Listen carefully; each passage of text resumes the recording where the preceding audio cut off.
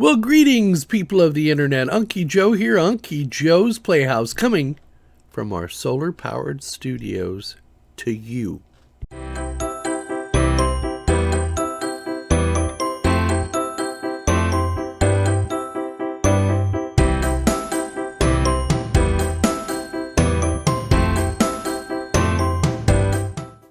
That's right. It's all solar-powered. Everything you see running here today, from my camera to my microphone to my workstation to the ring light to the lamp behind me and the little, little thing there, the little wax cube thing that makes a room smell nice instead of smelling like feet. So, yeah. And so today is part 2 of how we're making all this happen. Now, for those of you that don't know, I have been obsessed lately. Well, ever since a year and a half ago when we lost power during the February snowstorm, which doesn't happen here in Texas very often. But it made me keenly aware of the fact that I don't have any control over the electrical grid. And while control is a perception and not really a reality, it does make sense to have an emergency plan in place. So that's what inspired this whole route I've taken down the solar road, so to speak. Just keep in mind, the goal is, you see those flashing lights behind me on that rack? That rack normally runs anywhere from 500 to 600 watts per hour. It consumes 500 and 600 watts. So the goal is to build enough solar panels and battery storage to power that thing off of solar energy or stored solar energy. That's the goal. So right now I've got 6 100-watt solar panels, and you'll see the battery storage I have. I have about 100 amp hour battery capacity, but I just don't have enough yet to power that entire rack, to run it all day off of solar and then during the evening at battery. But that's going to change, and that's what these videos are all about. The other thing then I want this solar to provide me is, in the event that we do have another blackout or rolling blackout or a brownout, is the ability to have emergency power to either run a heater, that would be nice, refrigerators to keep my food cold. If it's too cold outside, I can just put the food outside, but in the summer it'd be nice to keep my food from spoiling. Maybe to run an air conditioner in the summer, that kind of thing, just for emergency power. Plus it'll take the load of that rack off of my power bill every month, which equates to about, probably right now, $50 a month, and that price is only going up. Long term, perhaps I will run 90% of what my electrical needs are off of solar, but it's not inexpensive, and that's why I'm sharing these videos with you, to give you an idea of how I'm making this happen. And I'm the king of cheap, so I'm going to do it as inexpensively as I can. And I want to share that journey with you. So today, I'm going to show you, before I showed you a piecemeal system. In other words, you buy a separate charge controller, and you buy an inverter, and then you buy an automatic transfer switch, and then you have your batteries, and that's one way to do it. The other way to do it is with one of these all-in-one systems, which we'll be going into some detail about here in just a moment. So let's get the video started without further ado. Showing is better than telling. All right, so let me share with you now how I have everything wired up. So I've got my 12 volt 100 amp hour or 1280 watt hour battery here, and I've got the negative cable wired, and it goes through this shunt. And what the shunt does is it measures the amount of current coming out of the battery and into the entire system. So what you do is you charge your battery up fully, make sure it's fully charged, and then you program this device, you zero it out, and then it calculates and counts the voltage coming through here and the current going through here, and allows you to estimate when your battery is fully charged or when it's fully depleted, etc. So we'll go into more of that later, but that little device then connects up to this little device, which does all the beep boops and calculations. And then we have a wire here that gives it power and goes to the positive bus bar, which I've put in here. You notice I've put bus bars in here now as well. So even though this cable is red, it's black here. This is a negative bus bar, positive bus bar. So that shunt device reports over here to my desk, to this little device, which tells me basically the state of charge of my battery, how much current it's consuming, how much runtime I have, etc. And gives me an idea of how much battery power I have left. So again, this is the negative bus bar, so all the negative items connect up here. So then I have a cable going from the negative bus bar to the negative side of the inverter. I have another cable going from the negative bus bar, and that goes into the solar charge controller. Same way with the positive, I have the positive cable coming off of here. I have it going through a 150 amp breaker. That's really too big for this size of wire, but I use it mainly as a shut-off. And then this feed goes down to here. This wire should actually be about 2 gauge wire. Then it goes here to the positive bus bar. I have a wire coming off of here, going into a cutoff switch. Now this is for the inverter. Now I've also recently purchased a resistor and a momentary switch. And what I will eventually do is wire them across this switch so that I can pre-charge the capacitors on this inverter. You don't want a big surge of power coming from the battery going into the inverter because you can damage the electronics in the inverter. But one way to prevent that arc is to use a big switch like this, which is what I've done. So then this, I can isolate this inverter from the battery completely by just turning the switch off, and then this goes into the positive side or the inverter. And then the other positive side goes to my solar charge controller. So this feeds current into the bus bar, which then either charges the battery or feeds the inverter wherever the power is needed. And then the other benefit of using the bus bar is that if you have smaller 12 volt leads that you need, like I need a 12 volt connection to my transfer switch and one to my battery monitor, my shunt. So I'm able to then just tee off of this bus bar here for that, for the positive, and on this side for the negative.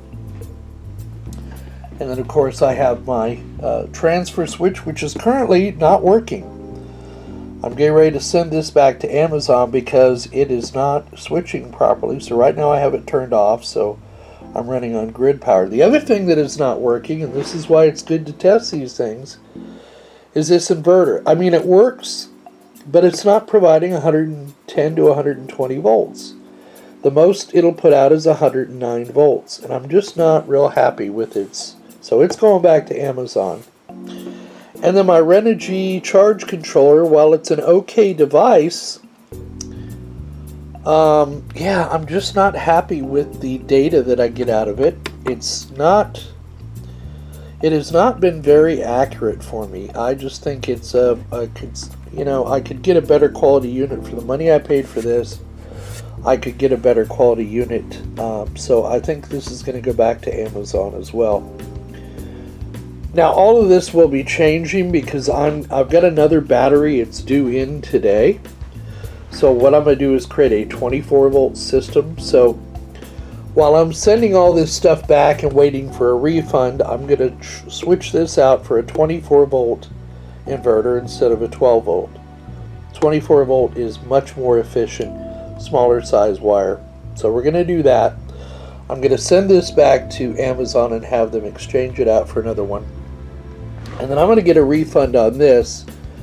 And we're probably going to go with a Victron MPPT solar charge controller. We'll see. But in the meantime, what I'll do is hook up my Growatt system down there. Thank you, Sascha, for that donation.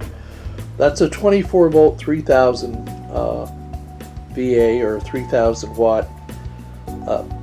All the stuff you see here is integrated into that box. So that'll give me a chance to play with this for a couple of weeks while I'm waiting on Amazon to send me the new inverter, send me the replacement switch, and change out this Renogy for a Victron, which I think is a better choice for what I'm trying to do. So, but I have, like I said, I did want to clean up the wiring and get it organized, and I was able to do that. You can see all my wires, all these wires are custom made with heat shrink tubing, and I've got it protected, so you're not going to get a shock at 12 volts. You're not even going to get a shock at 24 volts. But when we go to a 48 volt system, you want to make sure you don't have, these connections to where a screwdriver could fall across or whatever, because there's a lot of potential in that battery to put out. If you had a dead short, you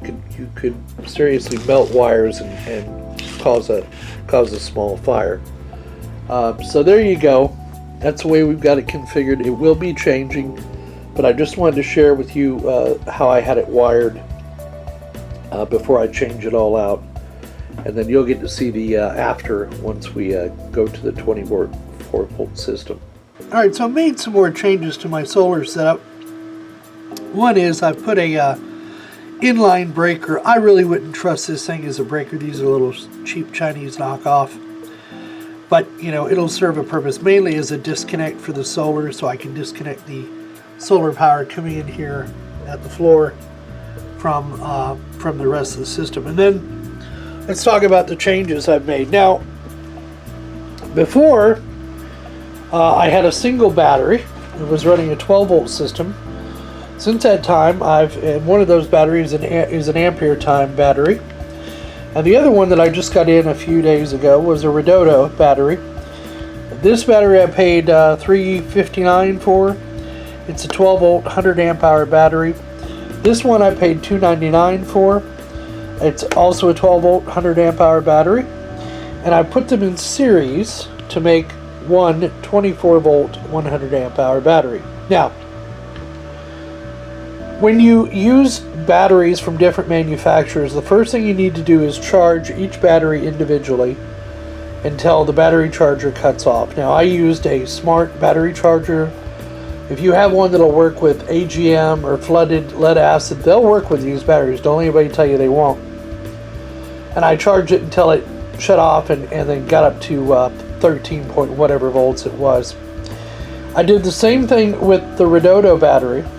Charged it individually with a 12 volt charger, waited until the charger cut off, and then I put the two batteries, connected them with battery cables from negative to negative, positive to positive, put them in parallel, and let them balance each other for 24 hours. In other words, what will happen is if one battery has slightly bigger charge than the other, it'll transfer the current between the two and balance the cells out, because you can't put them together in series until they're balanced. You can look that up on the YouTubes on how to balance your batteries when you're setting up a 24 volt system. Now, I also decided to go with a 24 volt system instead of the 12 volt because you don't need as big a battery cables for the system, because you're pushing through a higher voltage and lower current. So that's a big benefit. I could have gone with a 48 volt, but with the cost of batteries, I wanted to go with the 24 volt, start small, work my way up. Now, in addition to that, so I've got the two batteries in series, so there's a cable coming from the positive of one to the negative of the other, and then from the positive down here through a circuit breaker, and then to my positive bus bar here, which I've installed. Now, on the negative side, I got it coming from the negative side of the other battery, going through what's called a shunt. And this shunt is designed to monitor the current going through this battery. It then reports it to this little device here. It gets power right here back to the positive bus bar. It draws their power here. And then that negative cable goes over here to a negative bus bar right here. Now, back on the positive side, I have a shut off here. Right here, I can just press that button and that'll trip the breaker and shut off the power. But I also have a switch here coming off the positive bus bar to a manual switch, so I could turn off the battery to the lovely Growatt inverter. Now this unit, if you remember, before I had a solar charge controller, I had a transfer switch, then I had an inverter. I had 3 different devices, and that's what is combined in this one unit from Growatt. Now this is a 24 volt 3000 watt or VA Growatt charge controller, inverter, and transfer switch. So on one side I have the power coming in from the grid. On the other side I've got power going out to a power strip here. And into this power strip I have plugged this lamp, this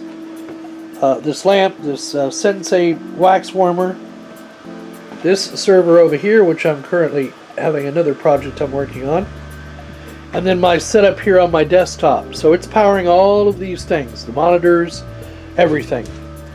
Right now it is currently charging from the solar array. As you can see, I've got solar array coming in, it's charging the battery. Tells me my battery voltage. These little flashing LEDs tell me it's charging, and it's on inverter.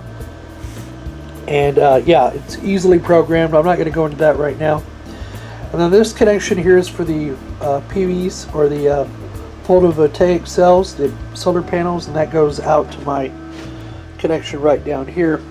And then in order to connect up wirelessly to this system and do monitoring, which I'll show you here in a minute, Sascha included this Growatt controller. So this was a donation from Sascha over in the UK.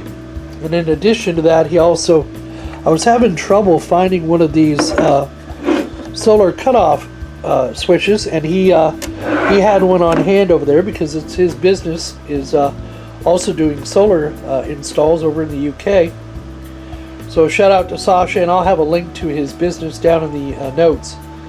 But he sent that along as well because, you know, here in the States these things cost about $100, and he was able to pick them up in the UK for about $20 US. So it was cheaper for him to send one out of his stock to me and pay the shipping. It came out better. So now this Growatt inverter, and I'll just call it an inverter, it's an all-in-one, can be put in parallel with other units. So like I said, this is a 24 volt 300 VA system. So in theory I can this will provide me with up to 3000 watts of power. This should be enough to power my rack in there. The problem I have now is I don't have enough solar panels. I only have about 600 watts of solar panels, and I only have 100 volt watt hours of storage. So I would need to buy 2 more batteries. That would increase my storage to 200 amp hours. If I bought 4 more batteries, that would increase it to 300 amp hours. You get the idea. Or I could buy a 24 volt 200 amp hour battery at about $700, but it's cheaper to buy the batteries individually. Then in addition to that, I wired in series to this a push button switch and a pre-charge resistor here. It's kind of made my own setup. So before you power on the inverter, before you turn the battery power on, you need to pre-charge the capacitors in this thing, and that's what this is for. So this is a momentary contact switch, and it'll put a load through this resistor so that it doesn't send too much current at one time to this inverter and blow it out. This thing has been running a couple of weeks now, and I gotta tell you, I am really impressed with its performance. It took me a while to get the settings right, and Sascha, I cannot thank you enough for donating that to the channel. This is going to make it capable to run my rack. So those are the components and the evolution of the components that I'm using. And I'm a hands-on guy. You know, I can read book after book. I can watch YouTube video after YouTube video, but I'm the kind of guy, until I get my hands on it and wrap my brain around it, I really don't know how something works. So now I'm getting a better appreciation for what size capacity of batteries I need, how the mathematics work, how the calculations work. I'm making my own cables, and so I know how that procedure is done now, because it is cheaper to buy the cable in bulk and make it yourself. Copper wire is not cheap. In fact, it's going up. So I just bought some more copper wire. I'm going to upgrade my connector wires to 4 gauge from 6 gauge is what they're using now, just to give me a little more capacity. And So you've seen the evolution of me going from a component system to an all-in-one system. Now, there are pluses and minuses to that. With the component system where you buy piecemeal, you can have redundancy. You can buy two of the charge controllers and have one as a spare. You could buy two transfer switches or two inverters, have one as a spare. Whereas if you buy an all-in-one unit like this one, like this Growatt, if any one component on that goes out, you're down. So unless you have a spare Growatt laying around, you could be screwed. So you need to plan for that eventuality, especially if it's going to be mission critical and running your home. Now, the beauty of these all-in-one units is you can put them in parallel to one another. So and you can have any number of these units. I think you can put up to 4 of these in parallel and pretty much power your entire house using these systems. But that means you also need more solar panels and you need more batteries. So that's why I'm doing what I'm doing. I figure if I'm doing it, it might, and you're interested in saving money yet going solar as well, this might help you figure out how exactly you need to do it.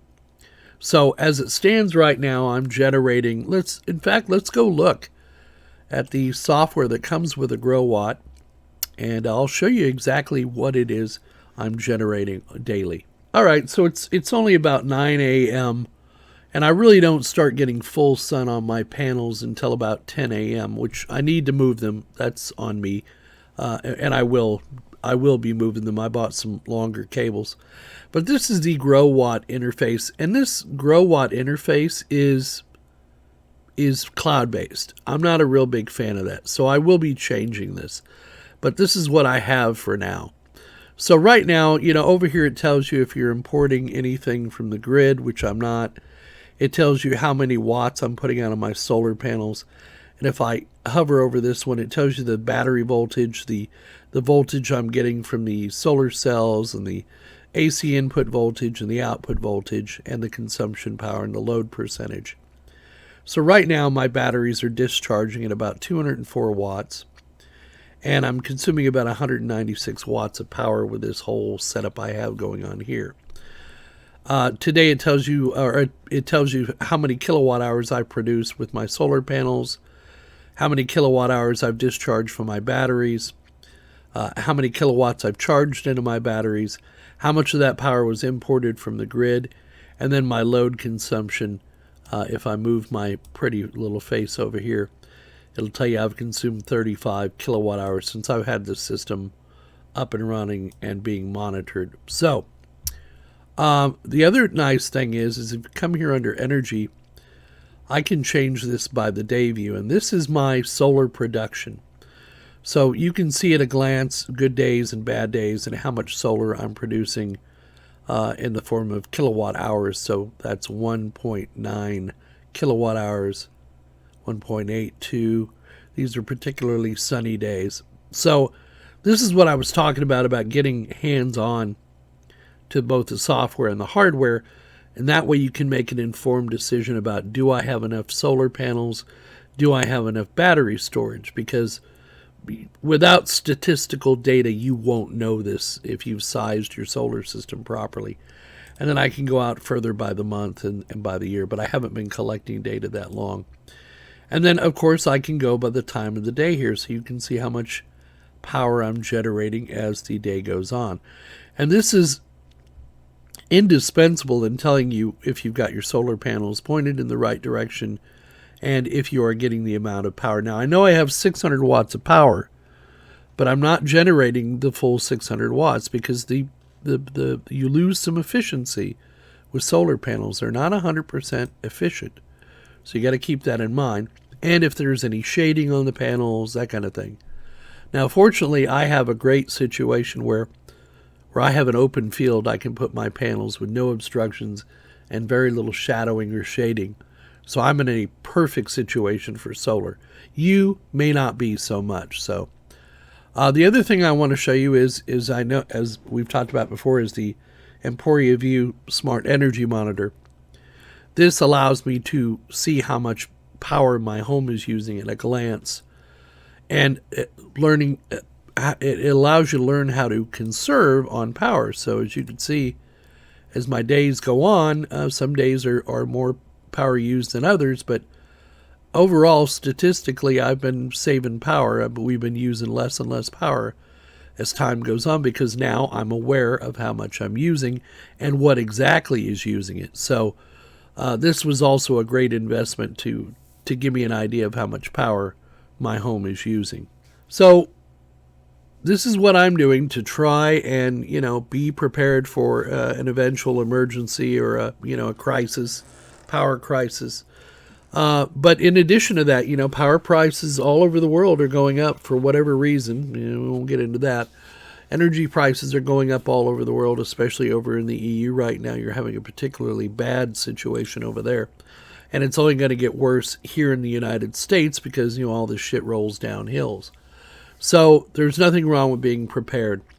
And the benefit of doing it the way I'm doing it is we can do it a little bit at a time as I can afford it. Now, I'm still going to get more of the components, but I've changed now from a 12-volt system to a 24-volt system because and eventually I'll probably go to a 48-volt system, but for now, I'm going to focus on a 24-volt system. So that means I'm going to buy some more components. And I think what I'm going to use next are the Victron series of charge controllers. I want to get my hands on them because one of the guys I watch on solar is Off Grid Garage. He's a German expatriate who lives in Australia. So go check out his channel if you get a chance and you're interested in solar. He uses all Victron equipment, and I like the reporting features of the Victron. And I like that it seems to be really well-built hardware and software. And then I'll find a good inverter that suits my needs. But, all that's later. The next thing I'm going to do is purchase 4 more solar panels. I priced them the other day. It looks like they're going back up. So I'm going to wait. I'm going to wait a few weeks and see if the price comes back down. And then I'll buy 4 more panels. And then I need to move them further out on my property so they can catch the sun earlier in the day. So there you go. So anyway, we hope you found the video entertaining and informative as always. Please give us a big thumbs up down below and leave your comments in the comments section. Subscribe if you're not already a subscriber, and click that little notification bell to be notified of new videos when they come out. Donate if you're so inclined. It helps the channel grow, helps us get some of this stuff so we can do these great videos. PayPal, Patreon, the YouTube join function, or better yet, become a YouTube premium member because you help all the creators on YouTube. It's about $12 a month. Hell, I'm one, the king of cheap. I'm one too, and it helps make sure all of our creators get a little piece of that pie. So again, YouTube premium and you get rid of those nasty, horrible, bothersome, loathsome ads. So I know they pay the bills, but still, I don't have to like them. And yeah, that's it. So hope you enjoyed it. Like I said, we'll be doing more of these solar videos as my system gets built. And if you have any questions, don't hesitate to ask. And please don't forget, we'll see all of you on the other side.